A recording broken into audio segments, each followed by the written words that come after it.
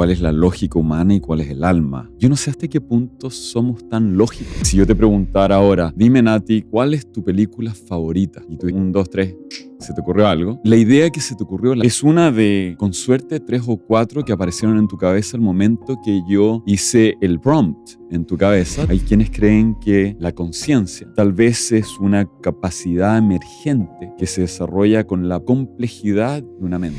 People don't have ideas, ideas have people. Que es esta noción de la cual han hablado muchos autores, creativos, artistas, de que ellos no están convencidos de que la idea viene de uno. Es casi como si la idea flotara en el éter y uno fuese una antena que la atrapa. No, weón. El lenguaje no es democrático, el arte no es democrático. El arte es de acceso democrático a todos, pero es un lenguaje que tienes que aprender a hablar. La gran mayoría de los artistas mienten. Algunos de adrede, un Warhol o un Damien Hirst, confiesan darle nombres extremadamente misteriosos de adrede a cuadros para tratar de darles un mayor valor. Entonces, si Delacroix sí o no pone la libertad, porque efectivamente quiso pintar la libertad o porque sabe que va a vender mejor. Si alguien nos dice, oye, ¿cómo irá a ser la inteligencia artificial de 10 años más? Pensamos, será 3 veces mejor que ahora. El crecimiento exponencial implicaría que si es que se multiplica todos los años y se dobla, pasamos de 1 a 1000 en 10. Vamos a una época muy conflictiva. Mientras más nos adelantemos, mejor vamos a estar. Bienvenidos a Ojo y Vanguardia. Mi nombre es Natalia Vidal y este es un podcast para los amantes de las artes y para los que no las conocen también. Tengo que confesarles que la entrevista que viene a continuación es en la que más he aprendido en mi vida. Tengo un entrevistado estelar que se llama Sebastián Errázuriz, destacadísimo artista, diseñador y hoy experto en creatividad y en inteligencia artificial, para conversar conmigo durante 1 hora. Te recomiendo profundamente que te quedes hasta el final. Como sabes, en todos los capítulos me acompaña la obra de una artista visual chilena. En este caso estoy con Gloria Frugoni. Ella trabaja el tema de la percepción. Sus obras se ven desde ambos lados, desde todas las perspectivas y muestran colores y formas diferentes. Y nos invita a cuestionarnos qué tanto de realidad podemos absorber, qué tanto sabemos y qué tanto tenemos seguridad y certidumbre a propósito de nuestra vida y muchísimo más. Así que Sebastián, mi primera pregunta va a ser de esto. Sebastián, muchísimas gracias por aceptar la invitación. Uy, que estoy feliz de que hayas venido a Chile y que hayamos coincidido. Muchas gracias por invitarme. Muy contento de estar acá. En todos los capítulos parto haciendo la reflexión a propósito de la obra de un artista visual chileno. A mis espaldas tengo a la Glorita Frugoni y ella trabaja el concepto de, en realidad, el arte cinético, pero me gusta mucho su obra porque trabaja sobre la percepción. Si tú miras esta obra desde una perspectiva, muestra ciertas formas y ciertos colores. Si la miras desde otras formas, y del centro exactamente lo mismo. Y eso me lleva a plantearme muchas cosas respecto de la labor del artista y de lo limitadas que son nuestras capacidades para resumir la realidad. Entonces, mi primera pregunta tiene que ver con a ti, ¿qué te duele más como artista? ¿Lo que no logras mostrar o lo que la gente no logra ver? Qué buena pregunta. Así da gusto partir una conversación. A ver. Yo creo que son igualmente difíciles. Tendría que ser muy vanidoso de creer que no hay un infinito que uno no logra capturar y mostrar. Creo que como artista uno aprende a buscar la intuición casi como quien busca en una pieza oscura, o a ratos me lo imagino como saltando en un trampolín, tratando de ver la casa del vecino, y apenas uno se pasa por sobre la pandereta y alcanza como a deslumbrar algo. Entonces, creo que en el proceso de intuición creativo uno toma ciertos esbozos de algo muchísimo más grande. Y eso es fascinante y eso es lo que nos mantiene cautivos buscando siempre. Sabemos que la verdad al otro lado de este muro es gigantesca e inagotable. Por otro lado, naturalmente, yo creo que en la mayoría de los artistas es muy sola la relación con el resto. Esta idea de trabajar y vertir todo el cariño, toda tu pasión, dedicación, tiempo, en obras e ideas que son muy difíciles de comunicar. Entonces es una relación muy rara en la cual uno tiene que aprender cómo a caminar esta cuerda floja entre todo lo que uno acaba de ver y para bien o mal logró o no expresar y todo lo que uno no alcanzó a ver, pero que quiere volver a mirar aquello que está al otro lado, para volver a ver qué se puede contar. El- Me haces pensar en... Lo que pasa es que he visto varias de tus entrevistas y lo que más me llama la atención y es que tú eres muy bueno para hacerte preguntas. Es decir, mirar este mono desde distintos lugares precisamente por la cautela de entender que si lo miro desde un solo sitio, voy a llegar a la resolución que todo el mundo hace y desconociendo que existen otros puntos de vista. Y Borges en el Aleph, no sé si Ujú, Leslie, ujú. él en algún minuto llegó a decir, encerrado en su biblioteca más de 20 años, autodidacta, que él había llegado a ese punto en el que estaba contenido el universo y que era imposible decir cuánto ahí había, y le llamó el Aleph.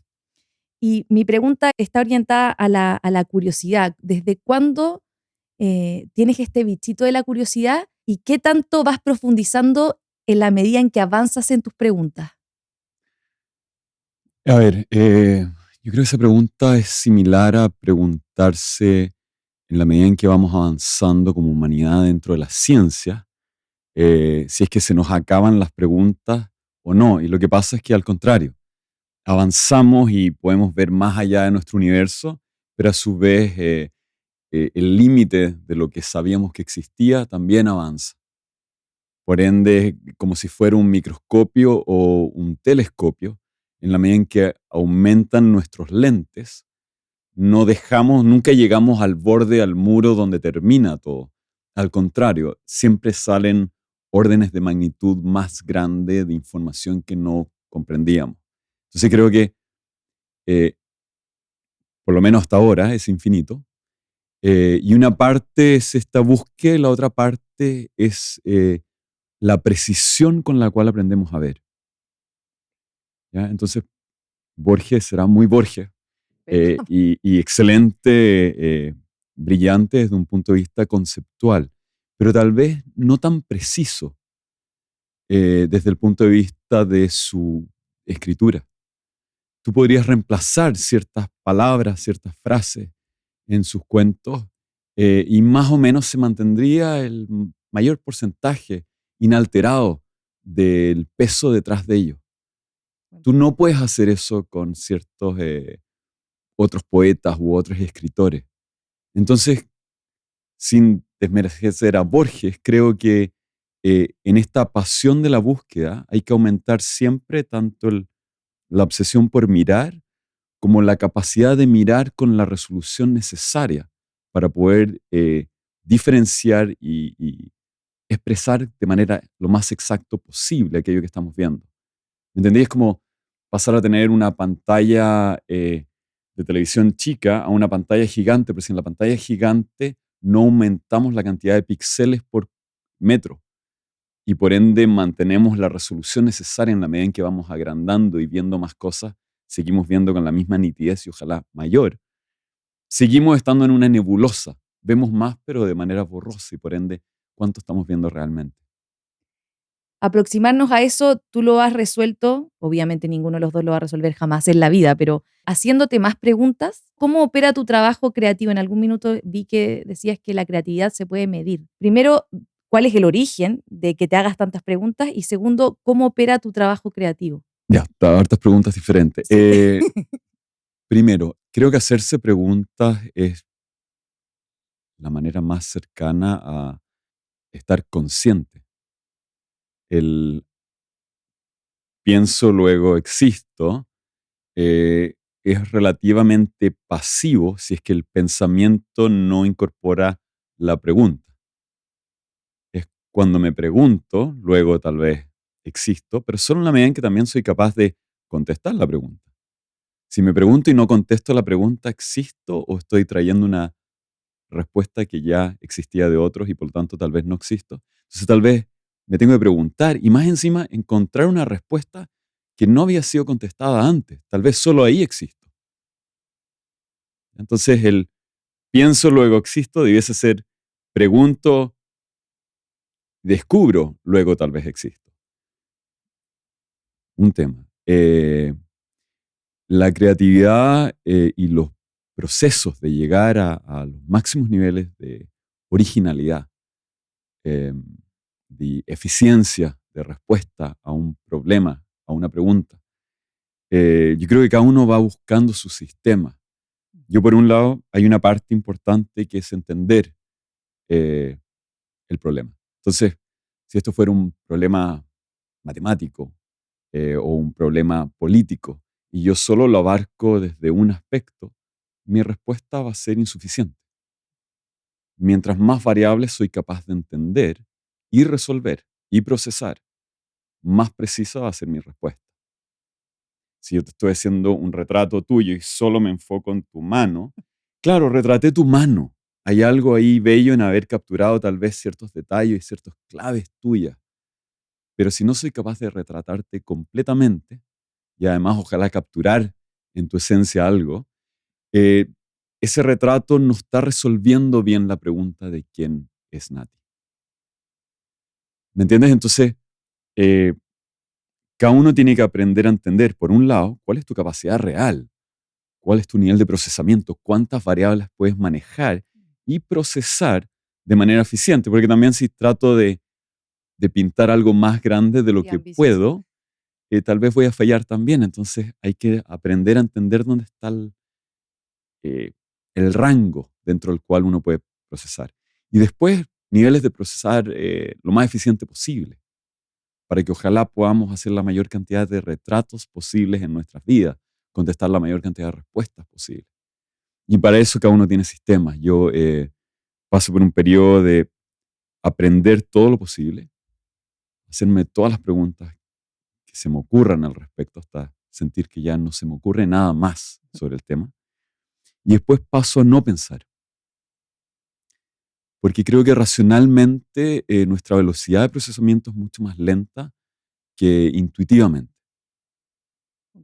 De hecho, por ejemplo, hay entrevistas que se le hacen a los chess masters, a los grandes maestros de ajedrez, en que les preguntan, mira, cuando tú ves el tablero y están jugando contra el tiempo, uno con otro, ¿tú calculas cuál es la mejor jugada o la ves? Y la gran mayoría la ves. Miran el tablero, saben cuál es la jugada. Es como acá, esta. Y después el resto del tiempo en el reloj calculan y revisan. ¿Es la movida correcta? Sí, no, a una movida, a dos movidas, a tres movidas. Ok, sí, estamos tiempo. Dale, confirmo. Entonces, hay un ejercicio en aprender a sentir la jugada, aprender a dejar que la intuición te guíe, que es muy difícil de hacer, porque hay que aprender a jugar, a soltarse. Es como si tuviera a un Messi que estuviera tieso, eh, tratando muy consciente de decir, ya, tengo que mover la pata derecha primero, después la izquierda, después no, no le saldría. Pero un Messi suelto, flotando, pasa a ser este genio que juega y que probablemente él no tiene muy claro cómo hace lo que hace. ¿Me entiendes? O sea, si estoy tratando de tirar una pelota, a la persona que tiene que agarrarla y qué sé yo, 30 jugadores al mismo tiempo, yo no tengo tiempo de calcular la velocidad, el viento, la distancia, la cantidad de jugadores racionalmente. Cierto. Hay algo ahí que se hace intuitivamente. Es lo mismo en el creativo. En mi caso, para eso, yo lo que hago es música muy fuerte. A mí me sirve AC/DC, Danzig, etc. Nada. Yo golpeo la mesa porque es casi como un pulso para mí. Me funciona casi como eh, aquellos que saben meditar bien, que te dicen que usan un om o que tienen una cierta palabra. Y eso me evita el pensar. Tengo los ojos cerrados. Estoy tratando de que me lleguen. Y tengo lápiz y papel al frente. Funciona casi como un medium. Y voy escribiendo rápidamente las cosas que se me van ocurriendo. No escribo, dibujo. Dibujo rápido y a veces pongo un par de anotaciones. Lo bello del dibujo es que como me es relativamente fácil, en, un, en la síntesis rápida, en un meme de una idea, en un jeroglífico, tú no solo capturas la asociación de ideas, sino además el tono. La cualidad. Exacto, entonces es como si estuvieras escribiendo música, en la cual no solo pones la nota musical, sino la velocidad y el volumen. Entonces, al ver ese dibujo después, la cantidad de información codificada es mucho más alta que si simplemente yo lo hubiese escrito. O tal vez si fuese un mejor escritor, podría escribirlo con esa precisión de un haiku, pero aún no lo soy. Quien hacía eso es Da Vinci. Ujú. Y Da Vinci, cuando uno mira sus cuadernos, eh, es un caos, imposible de... No, bueno, los estudiosos ya han llegado a conseguirlo, pero él hacía esto de, como tenía muchas disciplinas mezcladas en su cabeza y muchas ideas rondando en su cabeza, la forma de hacer, qué sé yo, corriente de conciencia o monólogo, monólogo libre, era dibujar y luego al lado ponerle mensajes y luego arriba decía, se me ocurrió una receta y ponían una receta de chef y luego al lado, qué sé yo, este pterodáctilo que quería que volara y tal. Y a propósito de eso surgían eh, soluciones mucho más allá del arte, o sea, mucho más allá. Eh, es fascinante. Claro, con un ADHD galopante que tenía. Y exactamente, y eso, ahora que voy un poquito más allá, es contrario a lo que te enseñan en el colegio, que es como conserva un orden, divide las disciplinas, intenta como meter en cajitas el Ujú. conocimiento y acudir a ellos cuando te veas en esa situación específica. Pero en general, para operar, casi nunca necesitamos acudir a una sola cajita. Claro. Es interesante. Yo en ese sentido, mm, no al igual que Da Vinci, al igual que cualquier otro que trata de lidiar con una cabeza que salta de tema en tema, me acostumbré a tener en mi mesa cerca de... Porque yo siempre uso unos muros de dibujo, en Ok, el que pongo los muros, los dibujos en el muro. perfecto. Eh, Porque generalmente los dibujos que uno saca o las ideas a menudo son esbozos, pistas. Son muy pocas veces las que tienes una idea perfecta, cerrada, que la ves completa. El resto son como pistas de ideas que podrían servir, que generalmente uno al interactuar con ellas, al caminar al baño, al ir y volver con un café y verlas de nuevo, te van gatillando algo que no pasa cuando las tienes cerradas en un libro, en un Exacto. cuaderno. Eh, Me acostumbré a ir anotando ideas de diferentes proyectos. Yo trabajo como en 30, 40 proyectos en paralelo en general. Por lo mismo, por máxima eficiencia. Entonces se me ocurría algo para este proyecto, lo anoto. Si este para el otro, lo anoto. Y tenía estos clipboards que son como este cartón duro con un clip arriba que agarra papeles. Perfecto. Y iban metiendo papeles en los diferentes clipboards que uno decía proyecto tanto, exhibición tanto, no sé qué, libro, etc. Y lo bello era que después de, ponte tú, 3 meses, agarraba el clipboard de, qué sé yo, la exposición X que me tocaba hacer pronto, y no me acordaba de ese proyecto, decía, ¿cómo crees que lo voy a resolver? Y empiezo a revisar, y hasta el 70% del proyecto resuelto. Y es casi como un regalo que paso a ver yo, como, ya, qué genial, se me había olvidado que había resuelto ya. Qué bueno que pensé este otro detalle, qué importante.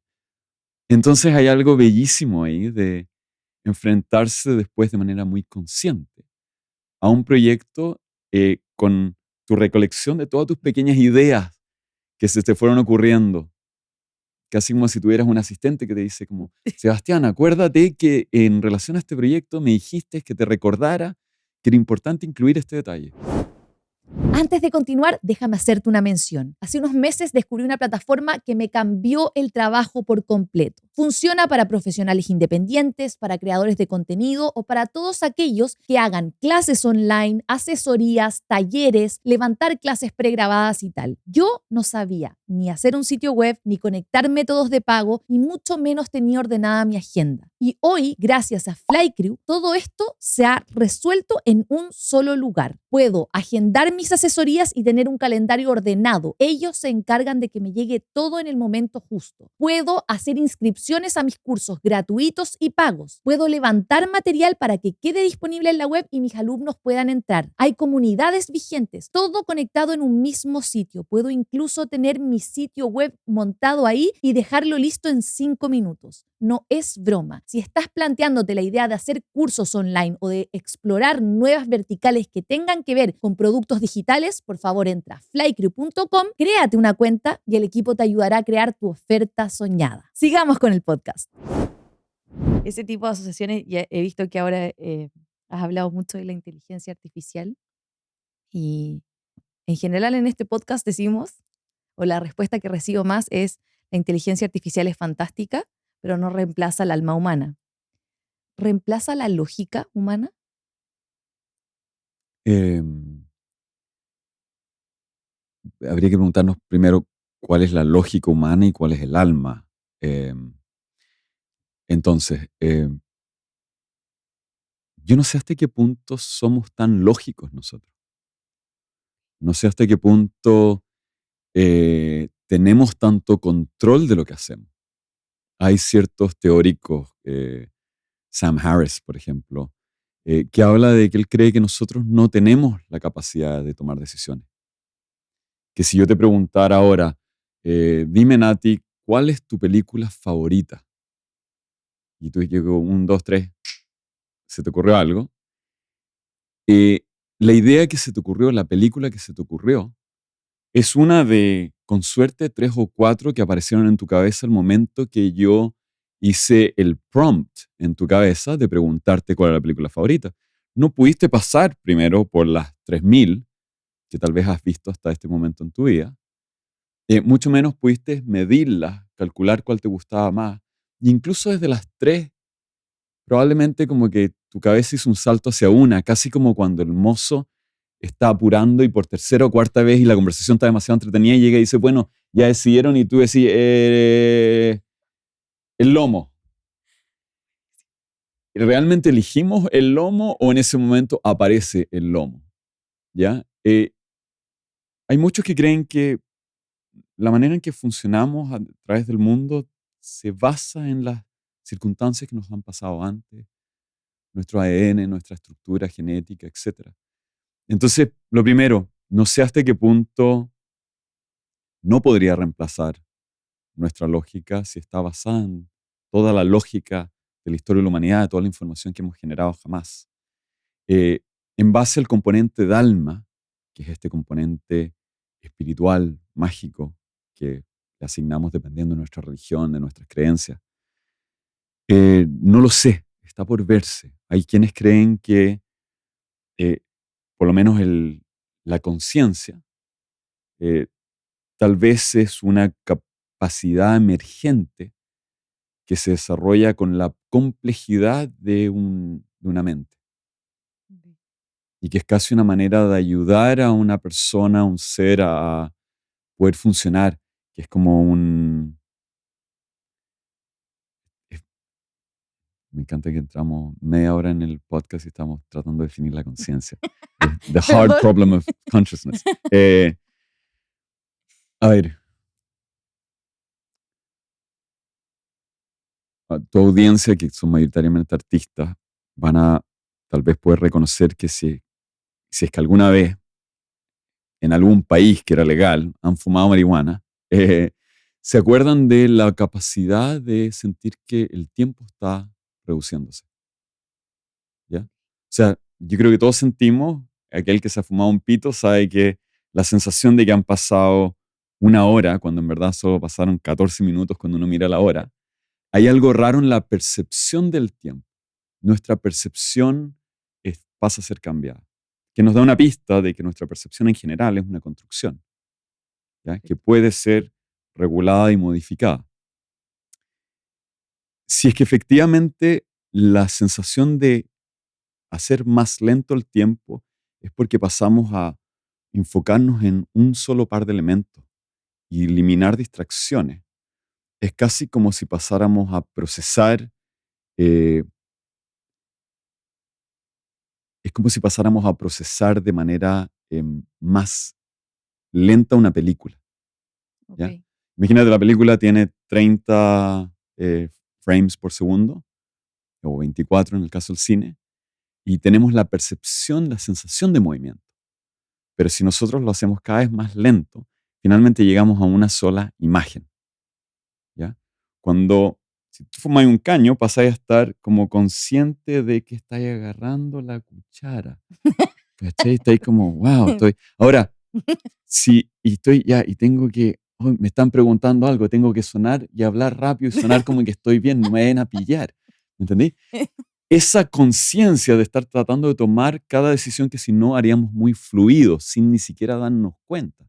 Si uno tú pudiera ir tomar fumarte un caño muchísimo más poderoso, tal vez pasaríamos simplemente a observar el muevo un dedo, otro, paso, cuchara, levanto. Y por ende, ¿estamos conscientes? ¿No estamos? ¿Somos observadores de una secuencia de movimientos que está siendo gatillados inmediatamente o no? No sabemos, no queda tan claro. Y con una inteligencia de este nivel, a esa velocidad, lo más bello tal vez, dentro de todos los riesgos que tiene, es que pasamos a generar unas especies de espejo en lo que vamos a poder tal vez empezar a descubrir y entender mejor cómo funcionan estos misterios, cómo funciona la creatividad, cómo, cómo se definen las emociones. ¿Me entiendes? Entonces, creo que hay algo muy bello que vamos a descubrir ahí, en el cual nos vamos a dar cuenta que nosotros somos mucho más parecidos a un computador de lo que, de lo que creemos. Sí que lo somos. O sea, de hecho, Ujú, la frase más típica de la generación en la que estamos es piloto automático y eso es literalmente... Pero la inteligencia artificial opera sobre la probabilidad ujú, y sobre lo que ya está establecido. A mí me gusta pensar, y no sé si estás de acuerdo con esto, de que un creativo o un artista no piensa dentro de lo que hay de la caja, sino busca otras alternativas. Y sobre esa base, la probabilidad de la inteligencia artificial aún no llegaría. De nuevo, nos hacemos la pregunta, ¿nosotros no funcionamos en base a la probabilidad? Oh, buen punto. Ah, Pero yo ¿Me creo que, entendés? Al contrario, pero ¿quién se esfuerza por no funcionar en probabilidades? dentro de cierto rango. Ah, claro, por supuesto, no, ya. Eh, eh, sí, pero es que esta artista que me acabas de mostrar su trabajo, muy bello, eh, ella en algún momento decide o empieza a buscar en ciertas áreas. Le gusta, qué sé yo, va a Miami con sus padres una vez y ve el museo, el Perez Museum, y ve la exposición de Jesús Soto y le impacta mucho y vuelve y dice, me encanta el arte cinético, y le da la casualidad que su profesora le dice, oye, qué bien te quedó, qué fascinante tu obra en tercero medio. Les encanta la obra que hizo y encuentra que hay un nicho y pasa a tener un apoyo y incentivos y va haciendo cortes y como le cuesta concentrarse en otras cosas, lo empieza a ir bien haciendo cortes y después se da cuenta que puede hacer cortes con láser porque un amigo le muestra que se pueden hacer cortes láser y después cacha que, si cambio los colores me genera, mire qué simple este efecto.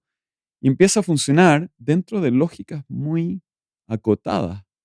Y después, a la hora de pensar en nuevas ideas, no está tratando de pensar fuera de la caja, está tratando de pensar dentro de la caja en la que entró de el arte cinético, al cual lo más probable es que ni siquiera eligió conscientemente. Se dio que fue entrando hacia esa área, Probabilísticamente avanzó hacia ese lugar. exacto, Entiendo. por lógica. Y después lo que genera está dentro de lo que su tolerancia al riesgo le permite, que está amarrada al colegio al que fue, a la universidad al que fue, a los profesores que tuvo, a la relación con sus padres, al polólogo con el que terminaron o no, etcétera. Entonces, la respuesta al ambiente. Entonces, está funcionando de manera extremadamente lógica. Lo que pasa es que para el mundo eh, tradicional, esta cosa nos parece una cosa rara. Y como además nos han contado que de alguna manera refleja el espíritu humano y se supone que es extremadamente misteriosa y entre que no tenemos las herramientas para medirlo y hemos querido no medirlo, porque también nos gusta la idea Mm. de que somos medios mágicos. eh, Claro, le asignamos todo tipo de valores que los tiene, pero tal bien, también tampoco tanto. ¿Eso te parece auspicioso, decepcionante, una oportunidad o un destino trágico. Lo encuentro bellísimo. Es como lo que hablábamos antes de la nitidez con la cual uno pasa a ver. Eh, yo puedo ver esa obra y decir, ok, estoy viendo una obra de arte cinético con ciertos guiños y gestos a otras figuras anteriores. Puedo ver la obra y decir, filmó la obra adelante. Eso es algo que hoy en día no se hace en círculos contemporáneos en Europa o en Estados Unidos. Es considerado un faux pas. No sería. Que denota como pista que es alguien un poco más outsider, que aprende arte en un área más aislada, como en Chile, etc., en el cual antiguamente, Velázquez. desde un Velázquez hasta un Warhol, sí ponían la firma. Pero hoy en día no se pone, porque tiene algo de una noción, por un lado, de un ego tal vez innecesario, que probablemente vaya a volver con eh, los mercados, pero por otro lado está la interrupción de la obra con el estampar, que tal vez no es tan necesario hoy en día. No solo eso, uno podría entrar a leer la manera en que firma. ¿Me entendí? Uno podría entrar a leer la caja de acrílico, Ujú. la calidad de la caja de acrílico, la manera en que el pegado ultravioleta está hecho, el espesor del acrílico, las pistas de qué tan bien hecha está la caja, la dedicación y obsesión por controlar todas las variables dentro de el borde que permite dejarle al blanco hacia el acrílico y cuánto de riesgo hay permitido ahí o no. Sucesivamente, sucesivamente, sucesivamente, hasta llegar a entender sus abuelos. ¿Entendí? Dios mío. Entonces, Oh, la fascinante. pista en sí misma es bellísima e infinita, en la medida en que tenemos la curiosidad, la capacidad de mirar y la capacidad de seguir procesando más y más y más información. Fascinante. No tenía idea lo de la firma, así que Ujú. pertenezco al último rincón del mundo atrasado. Pero a propósito de eso que me llamó la Es atención, una moda, es cíclico, pero no, claro, como todo, vamos a volver en algún minuto a los palos, o eso se supone. Pero eh, esto de no poner la firma que me hizo pensar en algo es esta asociación de obra, autor de la obra o la obra por sí sola. Eh, en esa premisa de no poner la marca es la obra por sí sola despojada del autor. Y ahí es, la obra por sí sola tiene que provocar únicamente o vale la historia, esta abuela a la que llegamos luego de meticulosamente analizar la obra de la Glorita. Eh, Hay ahí un diálogo, se supone, en el arte entre el creador, la obra, que ujú, pone su historia al servicio ujú. de otro, y luego el que interpreta y hace propia esa obra, considerando o no al creador. Aquí yo tengo de nuevo una postura diferente. Para mí el arte es un lenguaje. Entonces no es distinto, igual que el diseño es un lenguaje, el cine es un lenguaje. Y cada uno tiene, por lo tanto, sus códigos, su vocabulario, su historia, sus contextos. Em, para mí el mejor ejemplo es como pensar primero en inglés tradicional a un inglés antiguo. Si uno toma un libro de Shakespeare de la época, es un inglés bastante más complejo, Sí. que cuesta más leer y cuesta más entender.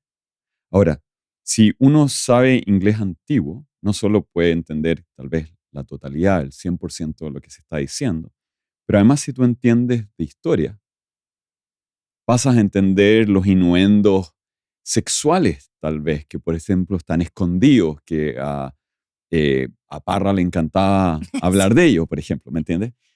Pasas a leer y a entender mucho más. Si llevamos esa idea del lenguaje al extremo, y a mí me pasan un libro en chino, yo lo que puedo leer es nada. Entonces, el arte depende tanto de la capacidad del codificador de entender el lenguaje como del decodificador de entender el lenguaje. Entonces, primero, tenéis a dos personas que o hablan muy bien inglés o español o elige tú el lenguaje, el arte, y por lo tanto entienden exactamente los contextos y la precisión del lenguaje. Y después necesitas una persona que sea capaz de decir algo nuevo en ese lenguaje. Porque si no, puede escribir lo mismo de siempre y la otra persona puede decir, yo ya conozco este cuento, ya conozco, y en este cuento me quedo pegado en A, B o C. Este nuevo cuento, escrito por eh, un creador original, pasa a ser perfectamente escrito, sin faltas de ortografía, de manera precisa, con todas las capas necesarias, pasa a ser decodificado por un lector profesional, quien después se puede llevar ciertas partes del cuento con las que conectó más, que le gatillaron ciertas cosas. Pero en la gran mayoría de los casos tienes a un escritor mediocre que apenas habla el idioma y habla, está lleno de faltas de ortografía y fallas y etcétera, y tienes un decodificador que básicamente es un turista y que habla como 20 palabras del idioma. Entonces no podemos esperar que éste diga, oye, pero espera, el lenguaje es democrático. Yo entiendo aquí lo que yo creo que entendí que me dijo el francés cuando me hizo la pregunta, cuando yo estaba en París. Es como, no, weón, el lenguaje no es democrático, el arte no es democrático. El arte es de acceso democrático a todos, pero es un lenguaje que tienes que aprender a hablar para después poder escribir y contar tu propia historia. Y ahí igual me quedé con el huevo y la gallina, digo, para aproximar aún así a un turista, que fue muy bueno. eh, Se le pone yo siempre me he preguntado, ¿se pone ese cuadrito al lado que explica como esta obra se llama tanto Ujú. como La libertad guiando al pueblo? Nadie se enteró que era la libertad hasta que de la Cruel le pone la libertad en la que guía al pueblo. Claro, Entonces, eso favorece la lectura del espectador o la condiciona. depende. Todo creativo que te siga, ya se haya estudiado arte, diseño, arquitectura, etcétera, se acuerda de la época de la universidad en la cual estaban contra el tiempo para llevar a taller una propuesta. Mm. Se les ocurría una idea al último minuto y llegaban a contar una mentira de una historia que le da el concepto a esa idea. Absolutamente. Bueno, la gran mayoría de los artistas sigue haciendo lo mismo hoy en día como profesionales. La gran mayoría miente. Algunos de adrede, un Warhol o un Damien Hirst confiesan darle nombres extremadamente misteriosos de adrede a cuadros para tratar de darle un mayor valor. Entonces, si Delacroix sí o no pone la libertad, porque efectivamente quiso pintar la libertad o porque sabe que va a vender mejor, eh, no lo tengo tan claro y por ende está aportando o está marketeando, y por ende está confundiendo o no a este lector. Tiene algo como de, yo no tengo hijos, tú tienes tu hija que la acabo de conocer. Imagínate que vas por ella por la vida y ella te pregunta, mamá, ¿qué es eso allá? Tú le puedes contestar la respuesta correcta si es que lo sabe, o le puedes engrupir y mentir. No sería ideal que le mientas. Tal vez si es que es una mentira creativa, le ayuda a imaginar nuevas cosas y es positivo. Pero si tal vez es una mentira que no aportó mucho y que simplemente cerró una puerta, le está generando problemas futuros. Entonces, el creativo tiene la obligación, y el curador también, de que si es que van a tratar de interpretar o ayudar a dar pistas de la obra, que ojalá dentro de sean lo más precisos posible, si no lo saben o si mienten, que ojalá sea una mentira benigna, que incentiva la creatividad, que incentiva la imaginación. Ay, Dios mío. Ok, creo que, bueno,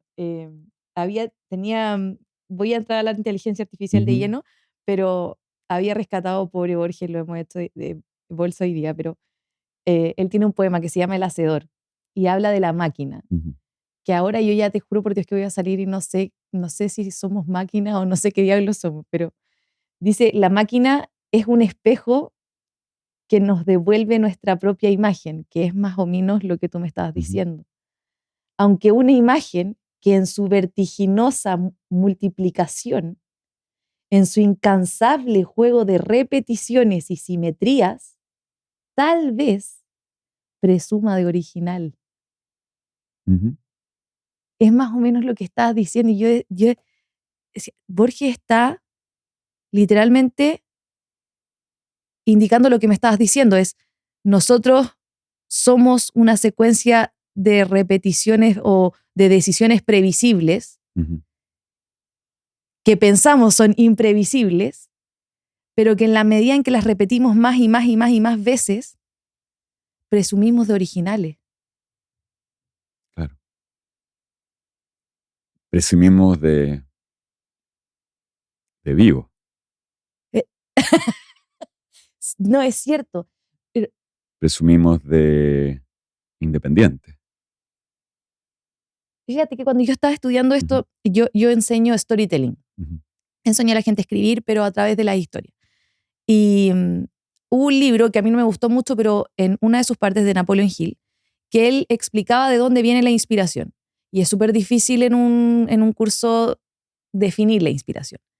Entonces, etimológicamente es devolverse el aliento, que es bastante chistoso que no sea expirar el aliento, sino que es Ujú. devuelvo el aliento. Pero él decía que la inspiración está estrictamente ligada a la imaginación y que existen dos tipos de imaginaciones, una semántica y una creativa. Ujú. La semántica es uno o dos ideas que ya existen y creo algo nuevo.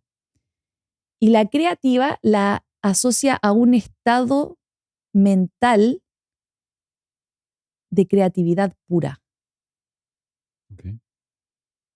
Y en ese sentido, y yo le daba vuelta y le daba vuelta porque Picasso decía, la inspiración llega, pero te encuentra trabajando. Cuando uno se siente inspirado o siente que crea, porque ya descubrimos que no somos tan creativos como pensamos, es- ¿habitamos un estado o siempre estamos haciendo asociaciones que ya, que ya están sobre la mesa? O, solo último, Por favor. por ejemplo, siempre pensé que esta imaginación creativa fue posesión de Da Vinci o de Einstein, Ujú. que decimos crearon cosas. Ujú. ¿Podría cualquier persona llegar a eso? Ya, tenemos múltiples preguntas de nuevo. Perdón, Vamos por perdón, es partes. que No, es que para que seamos precisos con sí, ella. perdón. Eh, Está la frase en inglés, people don't have ideas, ideas have people. ¿Ya? Que es esta noción de la cual han hablado muchos autores, creativos, artistas, de que ellos no están convencidos de que la idea viene de uno. Es casi como si la idea flotara en el éter y uno fuese una antena que la atrapa, que los rayos, el rayo eh, cae en el pararrayos y que lo captura. Hay algo ahí muy interesante, que yo no tengo claro si las ideas vienen de mi procesador interno o si me estoy conectando con algo más allá. Okay. Porque a ratos la percepción de eh, la probabilidad de las asociaciones en base a la información que tengo que me llegan son extremadamente ya sospechosas. Como un ejemplo, yo tengo la suerte de ser creativo desde para el arte, el diseño, pero también por alguna razón como que leo a la gente, ¿ya? Y leo a la gente y las veo de una cierta manera que es casi tal vez similar a lo que habla una divina. Okay. Me pasa que he podido entender temas del abuelo, del padre de una persona que no conozco, en base a temas que me han dicho y poder entender, espera, a ver, si el padre de esta persona es así, ¿de dónde viene esto? No es padre, no es hermano, y es como la madre es poca. Tenemos una madre bipolar, extremadamente inteligente, y hago una descripción completa de la madre del padre de una persona. No tengo suficiente data para hacer esa asociación, o tal vez está, pero se me escapa la conciencia. Y de manera similar hay ciertas ideas que llega la idea completa tan de la nada que uno dice, ¿cómo? ¿Cómo, cómo llegó tan completa con tantas variables? Y que son ideas que casi uno pasa como a mirar y a entender. Es como, wow, qué interesante, y esto está resuelto. Y qué bien, y por acá está resuelto también. Y cumple para todos los lados al mismo tiempo. Entonces hay algo muy bello ahí, en el misterio de si es que existe este regalo de si estamos canalizando ideas del más allá. Ese es un tema fascinante. El otro tema es de los distintos grados de creatividad. Peter Thiel, el empresario, habla en su libro Zero to One, Sí. que hay ciertas ideas que son, como decías tú, las asociaciones y las mezclas de lo que ya existe, en las cuales uno genera pequeñas evoluciones de una solución preexistente. A esta cuchara, mira, le voy a dar esta vuelta hacia un lado porque así calza mejor y está. Es distinto darle esa vuelta a un lado a inventar la cuchara. Ahí es donde requiere el invento de cero. Pero yo creo que este es un invento al cual se puede llegar semánticamente, racionalmente, en la medida en que podamos partir desde primeros principios y tener la capacidad de abstracción de decir, a ver, la silla, ¿por qué tiene que tener 4 patas y estar a esta altura y etcétera? Y poder descartar completamente lo que ya sabemos del problema y poder enfrentarnos al problema por primera vez, como si fuéramos los primeros en verlo. Tema aparte. Y creo que había una tercera parte de tu pregunta ¿Qué hacia el pasa con final. Einstein? ¿Qué pasa con Einstein en relación a? O sea, claro, entonces en esa línea Da Vinci y Einstein fueron los que crearon las cucharas y eso quiere decir como nos hacemos la pregunta fundamental, es decir, cuestionamos todo lo que hay. En vez de partir de ya tengo esto, Claro, lo cruzo y creo algo nuevo que es la curva que hace la cuchara, claro, es no, tengo esto y cuestiono esto hasta saber exactamente que esto no podría ser otra cosa que esto. claro. Hay científicos que hablan de que las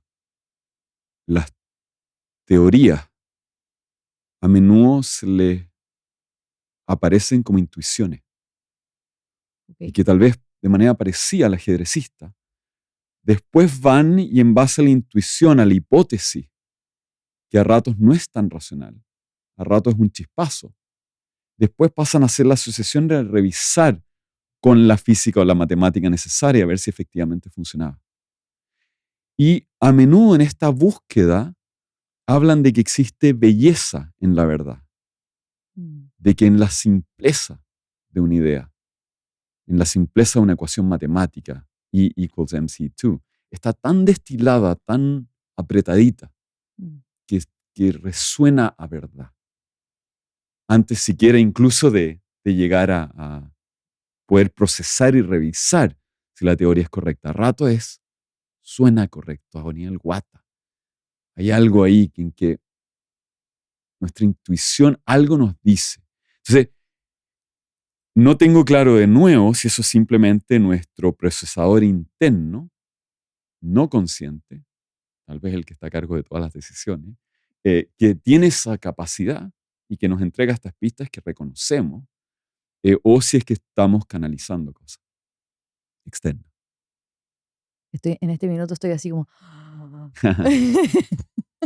De verdad que estoy tratando de absorber, absorbe, no, que no olvides este momento, por favor. Y tengo que hacer una siguiente pregunta. Entonces, Por lo que me suerte queda estaba diciendo, grabado. Por suerte queda grabado. estoy O así sea, hay como... como esa niñita, hay una niñita japonesa en un video, como un meme, que hace como, está tratando como de... Devuélvete. No se vayan, por favor. Pero es bonito porque en las ideas yo rayo muy rápido, porque si no rayo se me van. ¿Me entendí? Entonces yo siento, cuando entro a estos periodos como creativos, el otro día estuve metido 5 horas. Una cosa rarísima. Normalmente estoy en esto 1 hora. Ya. A ver, déjame explicar mejor. Eh, en estos procesos creativos en que yo trato de pensar conscientemente menos y dejar que la intuición corra más, son bastante agotadores. Tienen algo parecido tal vez el cliché de la medium, que están todos sentados tomándose las manos. Está como, Roberto, algo me dice, no sé qué, que tiene este efecto y siempre la medium queda como agotada. Sí. La medium queda como agotada después, ¿cachai? Ya, ese efecto,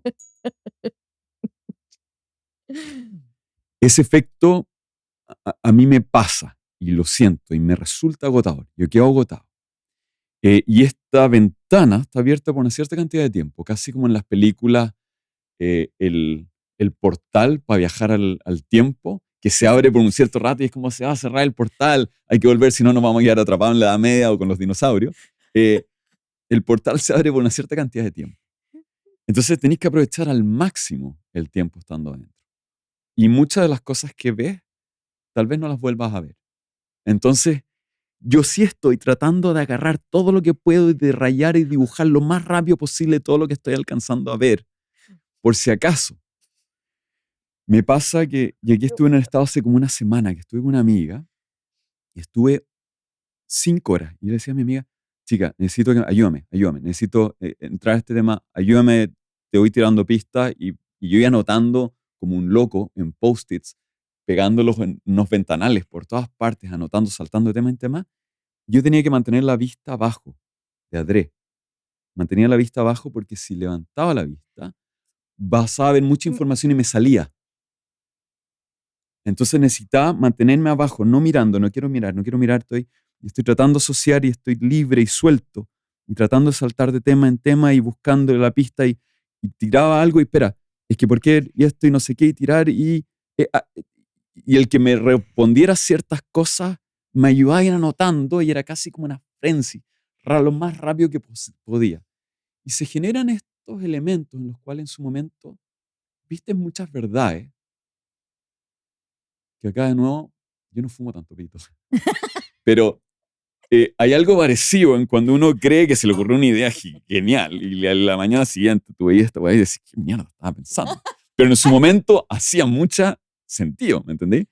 Esto es un poco mejor, un poco más evolucionado, en la cual tú salís de esto y efectivamente hay ciertas ideas muy claras de las cuales estás fascinado y sorprendido Ujú. de lo logrado.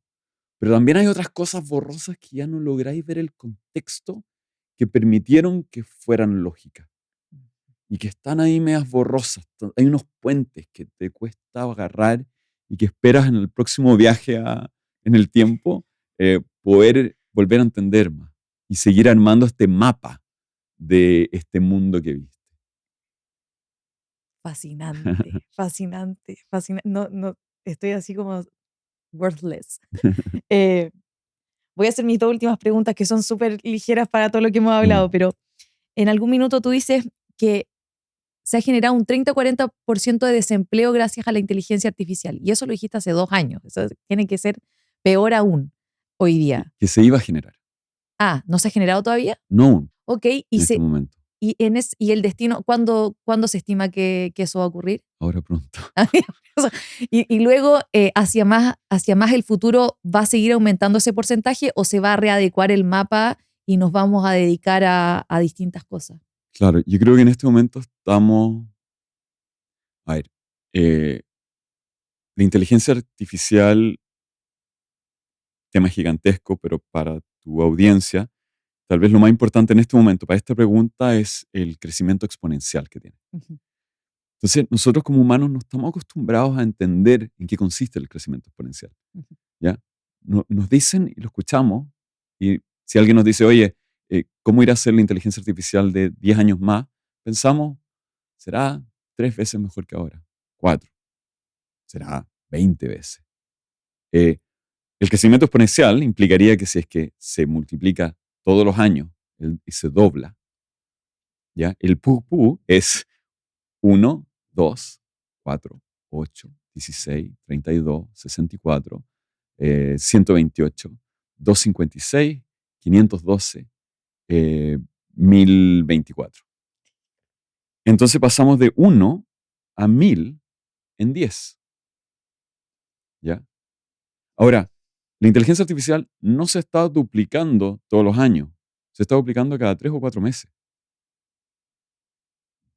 Por ende, vamos a llegar a números que podrían ser fácilmente del millón o más veces lo que tenemos en este momento, en tan solo 10 años.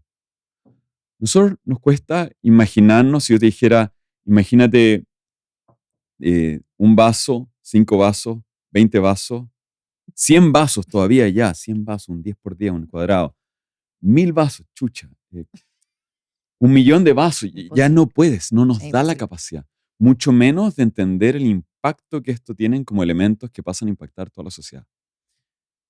Entonces, cerrado ese tema. Eh, en este momento estamos como en el ojo del huracán, ¿ya? Entonces, esto es parecido a cuando para muchas empresas durante la época de COVID seguían pagando arriendo a pesar de que estaban económicamente muy mal, pensando que pronto se iba a acabar el cierre de COVID, que ya debía terminar, que era temporal. Y la gran mayoría quisiera, muchos que se fueron a bancarrota y etcétera, quisieran poder volver en el tiempo y haber actuado más rápidamente. ¿Ya? En este momento estamos en una situación similar, en la cual los abogados no se están dando cuenta que cada día la gente le empieza a preguntar a ChatGPT por el contrato y que lo revise en vez de llamarlos a ellos.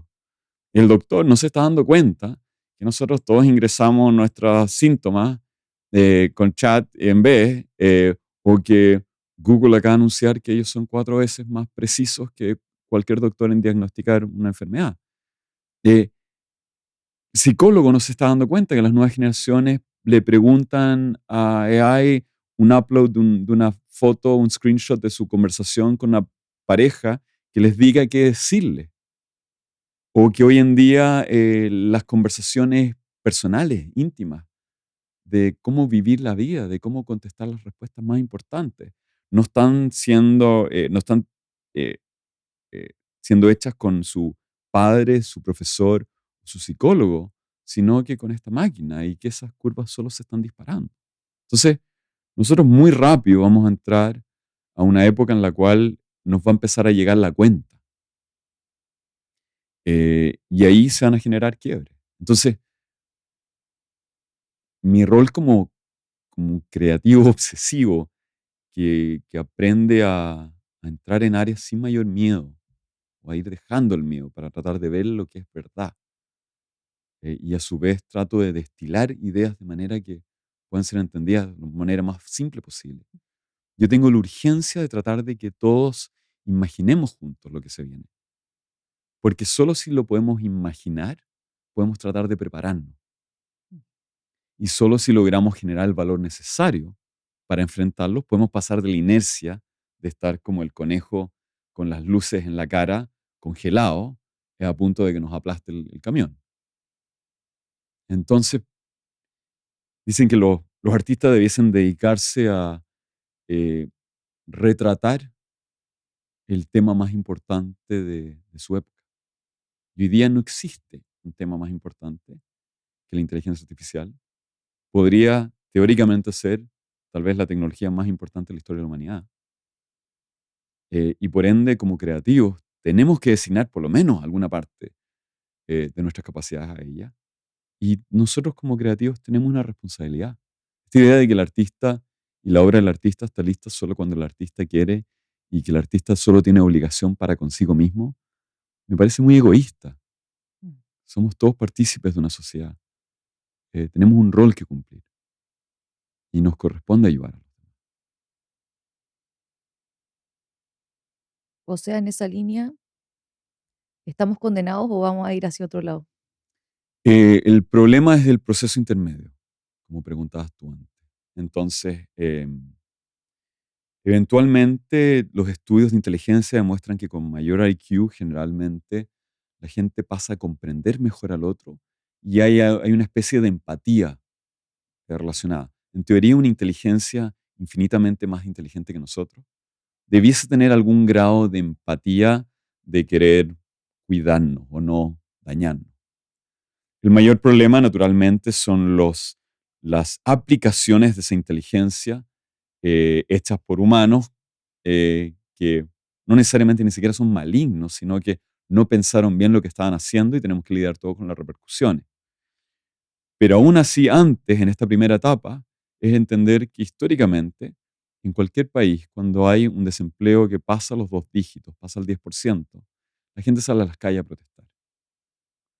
Entonces, cuando uno pasa a tener protestas que podrían ser ilustradas como el estallido social, pero imagino un estallido social en steroids, y no pasando solo en Chile, sino pasando a nivel mundial, en que el trending hashtag de hoy día viernes me echaron, pasan a ser compartidos por todos, la rabia generalizada, el miedo generalizado global, pasa a ser equivalente a un estallido social mucho más fuerte, que estamos hablando casi de una guerra civil, que por lo tanto inmediatamente implica y requiere de acciones proporcionales de autoridades, y como también, igual como todos los que están haciendo echados, miran a los demás que están haciendo echados, todas las autoridades miran a los demás países que están lidiando con el tema. Entonces, de la misma manera que los países se copiaban mutuamente para ver cómo resolvían COVID, los demás países, acá van a empezar a ver quién logró aplacar a las protestas, de qué manera, y pasamos a entrar en estados medios policiales, autoritarios, con toques de queda, con todo tipo. Entonces, vamos a una época muy conflictiva. Mientras más nos adelantemos a eso, mejor vamos a estar. Tiene algo de, piensa de nuevo en COVID. Hubo ciertos países que tuvieron mejores estrategias que otros, en los cuales murió menos gente, sufrió menos gente, el país perdió menos económicamente. ¿Ya? En su momento era difícil ver cuáles eran. Acá es como que sabemos que se viene una especie de gran COVID global. Lo lógico sería que estemos todos lo más rápido posible dentro de nuestras diferentes disciplinas, tratando de imaginar lo que viene y decidir juntos cuáles son las decisiones más importantes que podemos tomar. Cómo reducimos el dolor, cómo reducimos el riesgo y cómo aprovechamos las oportunidades. También hay una cantidad de oportunidades infinitas. Entonces, pasar a ser uno de los países que reduce la posibilidad de dolor y pasa a aprovechar oportunidades es un salto exponencial. Entonces, es algo que nos corresponde hacer y algo que trato de invitar a todos a hacer. No es nada sencillo, sí. Mm. Tienes una lucha importante por Ujú. delante. Y el tiempo encontrar. Claro. No sé qué tal. Te deseo Estoy, suerte. estoy haciendo lo posible. Última Mi pregunta. estómago es esto en este momento. Esta última pregunta se la Ujú. hago a todos mis invitados, precisamente porque tengo a la Simona ahí arriba ahora que está de vacaciones.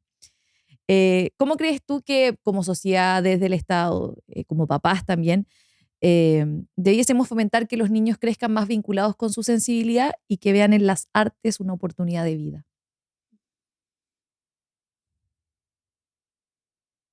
Antes de la inteligencia artificial, te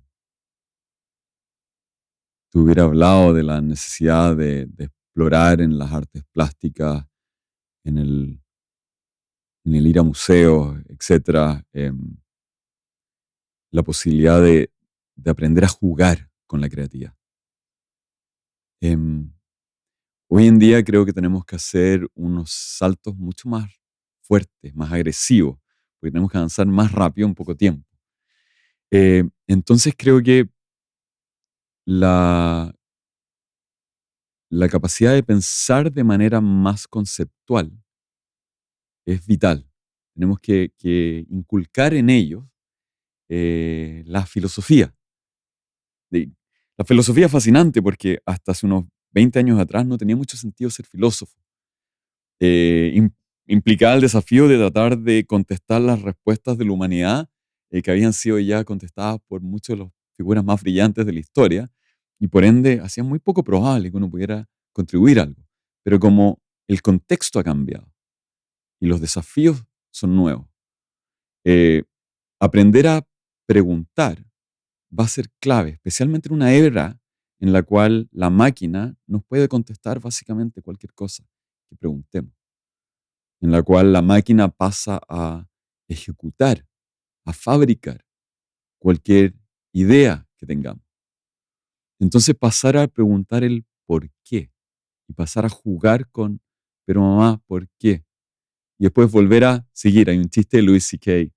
un comediante gringo que dice que va con la hija o alguien y le dice, papá, ¿por qué el sol, qué sé yo, es amarillo? Bueno, porque... ¿Y por qué es una bola de fuego? Bueno, porque... ¿por qué? Y es un por qué que al final dice, no sé, ¿por qué mierda? No sé, está. Eh, Creo que aquí como padres lo lógico sería seguir preguntando juntos y seguir preguntando el por qué, y el por qué, y el por qué, y el por qué, y ir hasta lo más básico que podamos y hacer ese gesto constante de ejercitar la conciencia, el estar presente, el pensar de verdad, eh, y de ahí poder ojalá imaginar de verdad. Sebastián, muchas gracias por aceptar la invitación. Ahora sigo así. Mi cabeza, ojalá mi cabeza mostrara lo que está ocurriendo dentro, pero eso no es posible. Creo, no, estoy segura, tengo la convicción que esta es la mejor entrevista que he hecho en mi vida, Wow. para mí. Digo, esto es súper personal. Nunca había aprendido tanto en una hora. Yo eh, pido disculpas por mi falta de eh, condensación y precisión, No, porque sí, en la era de esto, si yo pudiera condensar de manera más rápida en soundbites, que es algo que tengo que tratar de aprender a hacer, podría ser más eficiente en la comunicación de las ideas, pero me alegro que por lo menos estemos muy bien. verdaderamente eh, salgo acá con mi cerebro más grande. Así que muchas gracias. Gracias a ti. Gracias por llegar al final de este episodio. Espero que te haya gustado muchísimo. Déjame todos tus comentarios y reflexiones. Dime si coincides conmigo en que fue una entrevista maravillosa. Y para que no te pierdas más episodios como este, suscríbete a mi canal de YouTube y de Spotify. Sígueme también en redes sociales, Instagram y TikTok. Y nos vemos en el próximo episodio. Chao, chao.